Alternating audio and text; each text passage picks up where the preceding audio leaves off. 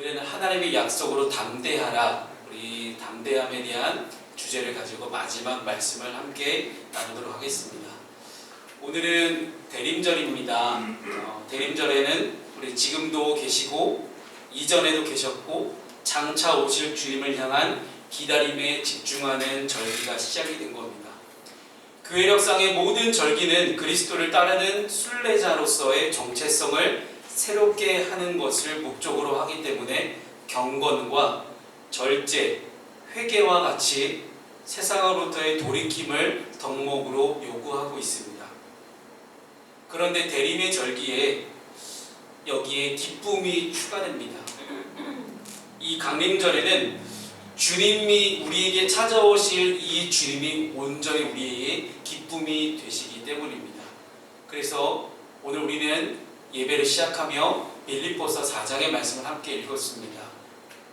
항상 기뻐하라 라고 말씀하셨던 우리 주님의 음성을 기억하며 이 강림절에 온전하게 기뻐해야 되는 우리의 마음 가운데 이상하게 착잡함이 일어나는 이유는 무엇일까요? 너무나 많은 사람들이 기쁨으로 즐거워하는 이때에 하나의 좀 안타깝고 마음 한구석이 되게 아려오는 그러한 리서치 조사 하나가 지난주 중에 발표되었습니다. 퓨 리서치 센터라는 미국의 유명한 리서치 센터가 있습니다. 여기서 OECD 국가 중에 17개의 선진국을 대상으로 설문조사를 했다고 합니다. 삶을 의미 있게 만드는 것이 무엇인가 라는 물음에 17개 선진국 중에서 한국을 제외한 모든 16개 나라가 가족을 1순위로 꼽았다고 합니다. 우리나라 응답자들은 가족을 세 번째로 꼽았고 제가 앞에 화면에 띄워놨듯이 1위는 돈이었습니다. 우리의 삶을 의미 있게 만드는 것에 대해서 대한민국 국민들은 돈을 첫 번째로 생각을 한다라는 그런 것이죠. 또한 이 질문 말고 자기 삶의 원천이 무엇인가 라는 물음에 신앙을 첫 번째로 꼽은 나라가 미국이었습니다. 우리나라 응답자 중에 신앙이 중요하다라고 응답한 비율은 여러분 놀라지 마십시오. 1%에 불과했습니다. 저도 굉장히 놀랐는데요. 이 퓨 리서치 센터라는 곳이 굉장히 신뢰성 있는 조사기관이라서 정말 믿을 만한 데이터가 나오지 않았나 싶은 생각이 듭니다.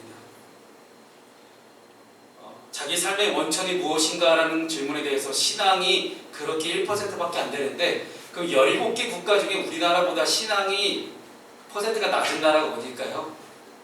가깝고도 먼 나라, 일본입니다. 예상을 했어요. 제가 어느 정도 기독교인이 이렇게 많다고 이야기를 합니다. 옛날에는 뭐 1000만 명이 넘네 어쩐데 했는데 뭐 솔직히 요즘은 뭐 600만 어쩌고 얘기하다가 이제는 500만까지 말씀하시는 분들이 내려왔고요. 그러니까 예전에 20년 전에 비해서 기독교 인구가 반토막이었다는 사실이에요. 때만 되면 무슨 일만 있으면 세상과 그렇게 대립각을 세우고 대화를 하지 않고 그냥 자기 방식대로 기독교가 주장하는 대로만 사람들에게 말해왔고 강압적이고 고압적인 자세로 일관해왔던 기독교에게 던져주는 중요한 메시지가 아닐까 싶은 생각이 듭니다. 이미 사람들의 마음이 소비를 미덕으로 강요하는 돈에 온통 사로잡혀 있습니다. 특히나 12월이 되면 연말연시에 더 많은 돈이 소비가 될 것입니다. 그러고 보니 인내나 기다림 이러한 덕목들을 우리는 너무나 힘들어 해왔습니다. 동전만 넣으면 뭐 지폐만 넣으면 물건이 쏟아지는 그런 물질주의에 너무 익숙해진 결과가 아닐까 생각이 듭니다. 과연 기다림을 메시지로 하고 있는 이 강림절기에 얼마만큼 사람들의 삶의 방향을 그리스도께로 교정하고 다시 화면 조정할 수 있을까 저는 심히 걱정이 됩니다. 우리에게는 이 기다림을 기쁨으로 길어 올릴 만큼 어떤 각자의 인생의 내면에 단단함이 있을까라는 염려가 쉽게 지워지지 않습니다. 그러나 우리 선하신 주님께서는 이 기다림을 기쁨으로 길어 올릴 수 있도록 우리에게 말씀이라는 마중물을 주셨습니다. 어렸을 때 할머니 댁에서 물을 깃기 위해 하나의 펌프질을 할 때 처음에 마중물을 넣습니다. 그러면 어느 순간부터 콸콸콸콸 하면서 물이 쏟아져 나오기 시작합니다.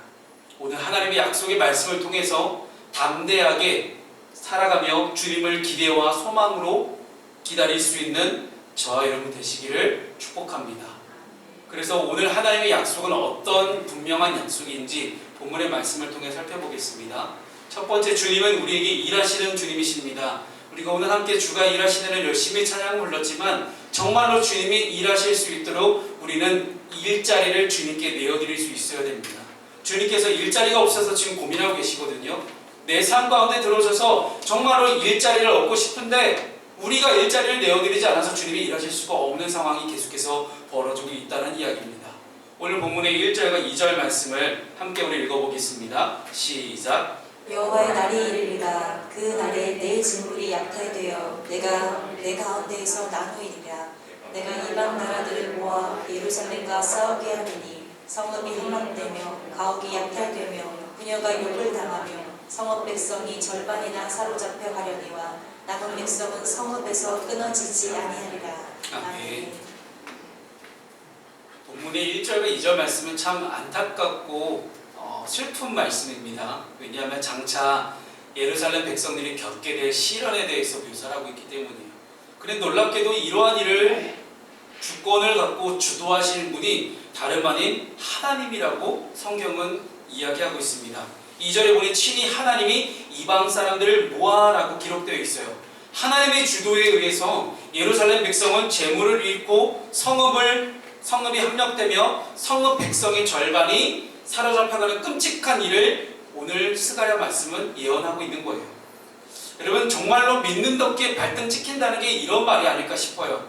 우리가 지금 당장 눈앞에 처해 있는 어려움이 이해되지 않을 때가 있습니다. 왜 하나님이 나에게 이런 어려움과 시련과 고난을 허락하실까? 그러나 하나님은 남은 백성들이 이 성읍에서 끊어지지 않을 것이라고 희망의 메시지를 우리에게 덧붙여서 남겨놓으십니다. 어려움 속에서도 미래에 대한 분명한 소망을 가지라고 오늘 본문은 우리에게 가르쳐주고 있는 것입니다. 모든 것이 하나님의 손과 하나님의 허락에 달려있기에 오늘은 우리는 이 말씀으로 위로와 은혜를 받을 수 있습니다.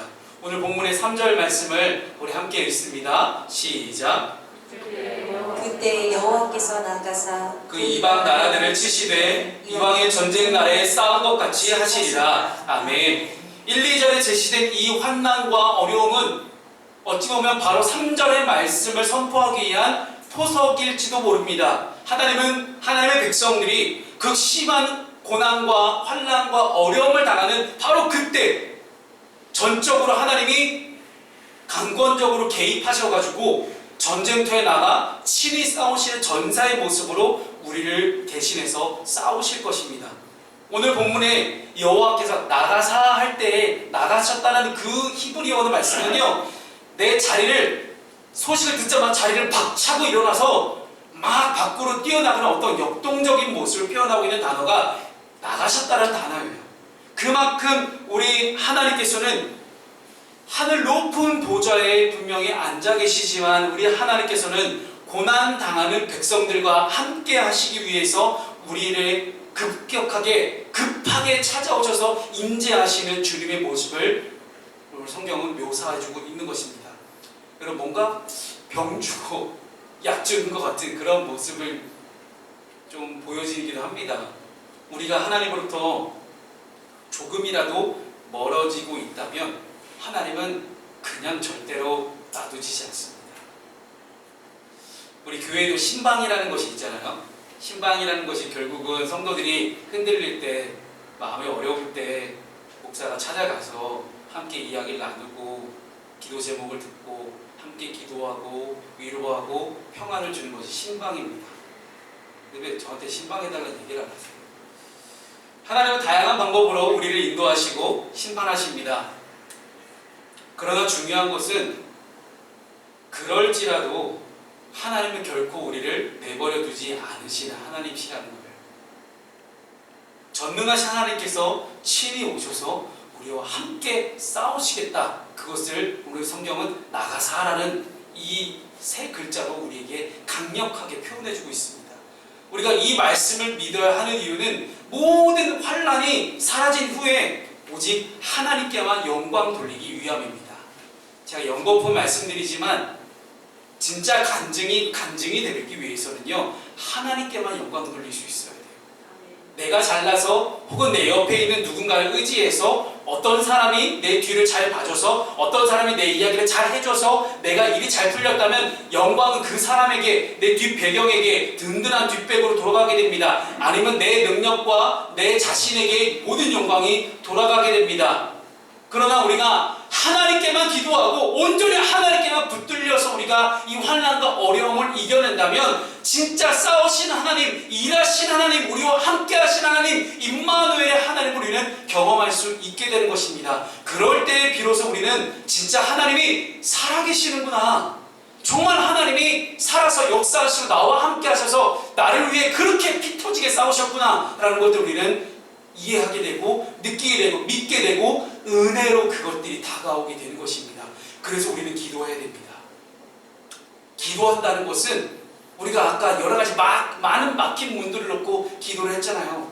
여러분, 막힌 문들을 가지고 우리가 문제들을 가지고 기도하지 않으면 결국 우리는 내가 내 힘으로 해결하게 돼 있어요. 사람 의지하게 돼 있고 내 능력과 내 든든한 뒷배경과 내 명예와 내 능력과 내 재물을 우리는 의지하게 되어 있습니다. 그러나 기도하게 되면, 기도하고 하나님께 맡겨놓게 되면 하나님이 역사하시고 하나님이 일하십니다. 그럴 때 우리는 하나님께만 모든 영광을 올려드릴 수 있는 신실하고 경건한 그리스도인이 될 수 있다는 이야기입니다. 그래서 우리가 기도해야 됩니다. 하나님이 일하실 수 있도록. 근데 여러분, 정말 중요한 사실은요, 하나님이 일하시고 역사하셔서 하나님이 회복하게 하셨음을 선포하는 간증의 주인공이 여러분 다 되시는 그때에 진짜 중요한 사실은 우리가 진짜 그 주님만이, 진짜 우리 하나님만이 소망임을 우리가 믿고 기도할 수 있어야 된다는 거예요.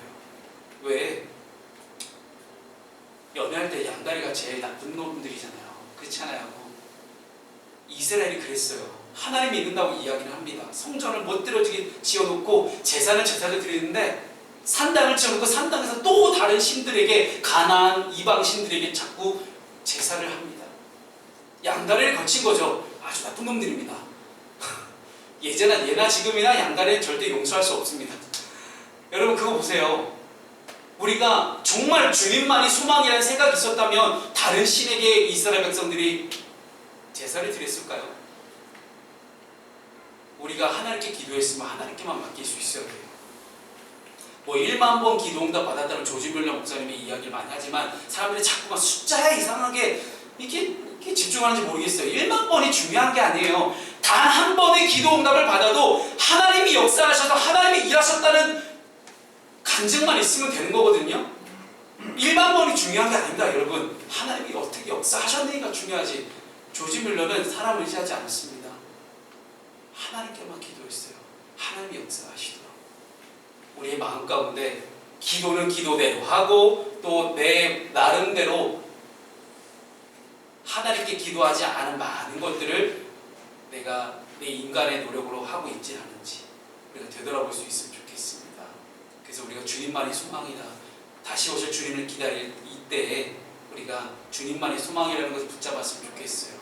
오늘 본문의 말씀 6절과 7절 말씀을 통해서 왜 소망인지를 보겠습니다. 함께 읽습니다. 시작. 그날에는 빛이 없겠고 광명한 것들이 떠날 것이라. 여호와께서 아시는 한날이 있으리니 낮도 아니요 밤도 아니라 어두워 갈 때에 빛이 있으리로다. 아멘. 하나님이 이방 나라들을 침에 치시는 장면 이후에 6절부터 9절까지는 새롭게 펼쳐진 새 하늘과 새 땅에 대한 예언이 나옵니다. 신천지죠.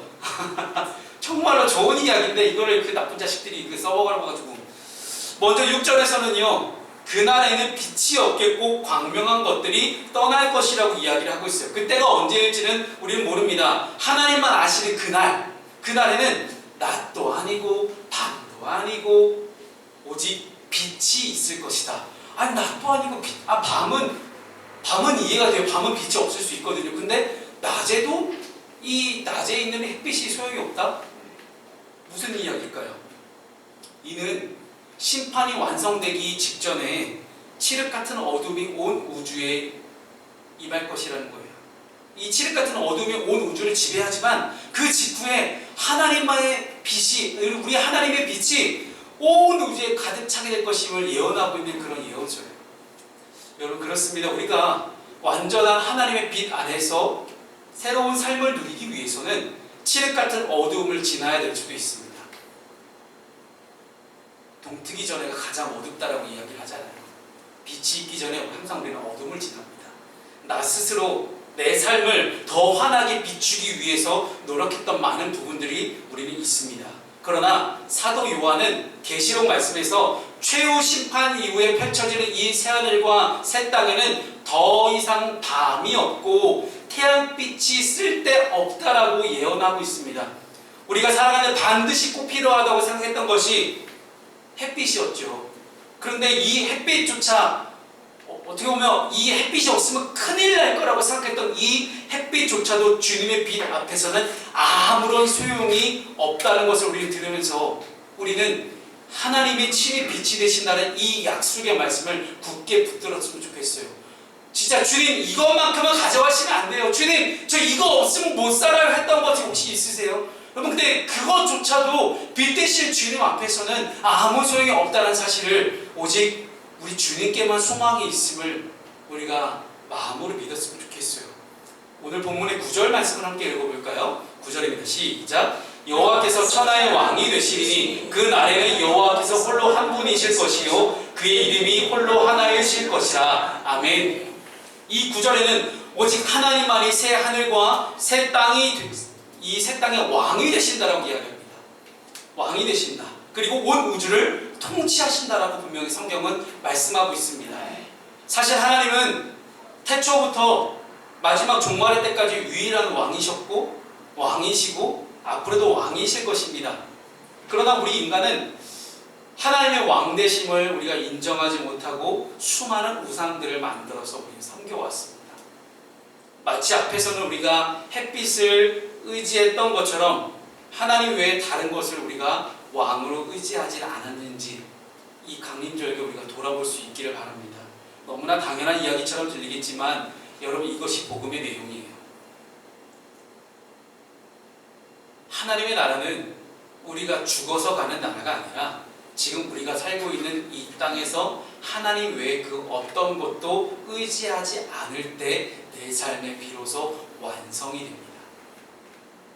이미 우리에게 찾아왔던 예수 그리스도의 탄생으로 찾아왔던 이 하나님의 나라가 아직 미완성에 그쳐있는 이때에 우리 어떻게 완성할 수 있을까요? 우리 예수님이 탄생을 기다리는 이 강림절기에 예수님은 이 복음을 위해서 오신 분이라는 분명한 확신과 믿음을 가지고 오늘 마지막 세 번째 말씀을 나눠보겠습니다. 주님만이 우리에게 줄 수 있는 평화가 있습니다. 11절 말씀 함께 읽습니다. 시작. 사람이 그 가운데에 살며 다시는 저주가 있지 아니하리니 예루살렘이 평안의 소리로다. 아멘. 아기 예수의 탄생을 기다리는 이 절기에 우리에게 예수님이 오심은 복음을 위함입니다. 복음 때문에 예수님은 오셨습니다. 이 복음의 내용에 대해서 복음서가 마태마가 누가 요한복음 정말 자세하게 우리에게 이야기를 해주고 있지만 한 문장으로 줄여서 이 복음의 내용을 얘기해 본다면 회개하라. 하나님이 나라가 가까이 왔다. 이것이 복음의 내용입니다. 그래서 예수님께서는 공생애를 시작하시며 늘 이 말씀만 하셨습니다. 회개하라. 하나님 나라가 가까이 왔다. 가는 나라가 아니라 이미 우리 가까이 당도한 하나님의 나라를 분명하게 선포하고 계십니다. 하나님의 나라는 통치의 개념으로 봤을 때 하나님이 통치하시는 나라입니다. 온갖 세상에 악이 만연하고 악이 승리하는 것 같고 왜 나는 정직하게 살아가는데 왜 손해보는 것 같지? 라는 그런 생각이 들고 있는 요즘 이때를 우리는 살아갑니다. 근데 이 땅에 평화와 공의로운 왕으로 오시는 주님이 오셔서 이 땅에 선한 그런 통치를 이루어 가실 것을 주님은 말씀하고 계신 것입니다. 이 세상에 그 어느 것도 왕 대신 하나님의 통치를 받지 않는 것이 없을 것입니다. 그렇다면 이 하나님의 통치를 통해 그 땅 가운데 다시는 죄의 저주가 있지 않을 것이며 평안함이 가득할 것이라고 오늘 본문은 말씀하고 있습니다. 죄로 인해서 벌어졌던 모든 저주들, 즉 사망, 여러분 우리가 인간이 죽는다는 건 결국은 근본적인 죄의 문제입니다. 또한 애통하는 것, 곡하는 것, 아픈 것과 같은 이 모든 저주가 다 사라진 바로 그 땅에서 영원히 평안하게 우리가 서게 된다는 사실이에요. 주님께서는 부활하신 이후에 제자들에게 나타나셔서 그렇게 말씀하십니다. 너희에게 평안이 있을지어다. Peace be with you 라고 주님이 제자들에게 평안함을 주셨어요. 왜냐하면 예수님 자체가 평안이시기 때문에 예수님이 너희들에게 부활해서 지금 함께하고 있다는 것은 나로 인해서 예수님으로 인해서 제자들이 평안할 수 있다는 이야기예요.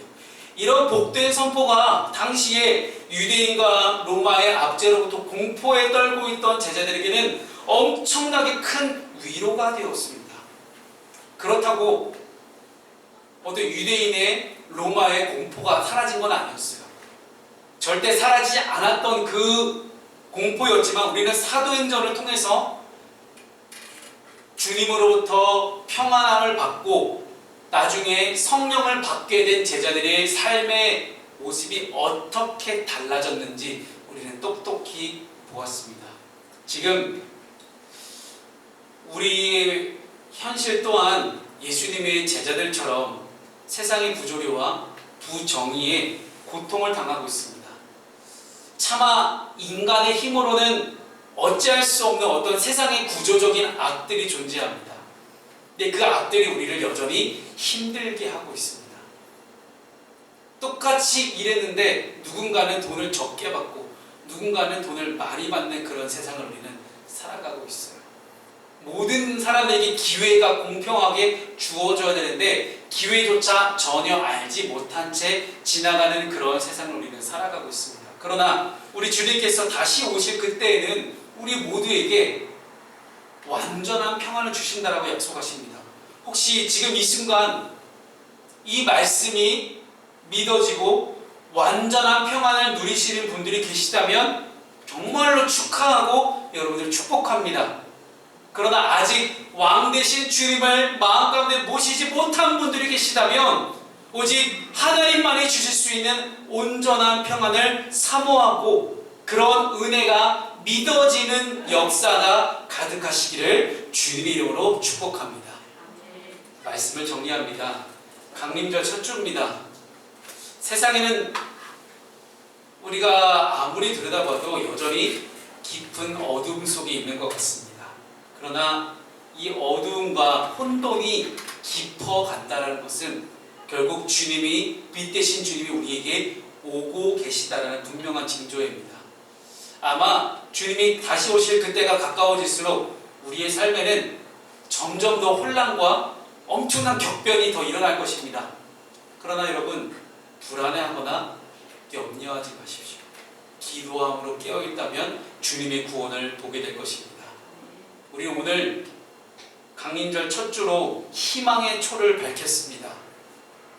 이 초를 밝혀서 어두움을 몰아내듯이 기도함으로 어둠 속에서 우리를 넘어뜨리려는 음험한 그런 덫을 우리가 몰아낼 수 있기를 바랍니다. 복음의 빛을 높이 들고 우리의 마음 속뿐만 아니라 하나님이 주신 이 삶을 공포와 두려움에 사로잡혀 무너져가는 이 세상을 속임에서 깨어나게 하십시다. 지금은 세상의 주인 행사라는 이 어둠의 힘을 몰아내는 빛의 사람들이 일어나야 될 때입니다.